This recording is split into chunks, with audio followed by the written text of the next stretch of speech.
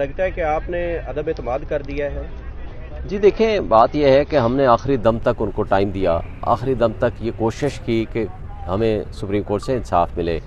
अब परसों का जो रात 11:30 बजे आने वाला फ़ैसला है, हमने तो फिर इनको कहा है कि हम आए थे लेवल प्लेइंग फील्ड लेने, आपने हमसे फील्ड ही छीन लिया, तो हम आपसे क्या आप मुतालबा करें, हमें आपसे इंसाफ की तवक्को ही नहीं है। बात यह है कि देखें, एक नाइंसाफ़ी नज़र आ रही होती है, एक नाइंसाफ़ी वो है जो सारी दुनिया देख रही है और इनको नज़र नहीं आ रही।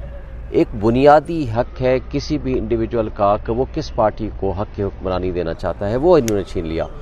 आइन के ताबे दी हुई जो और कॉन्स्टिट्यूशन के तहत जो फंडामेंटल राइट्स होते हैं वो सुपीरियर होते हैं।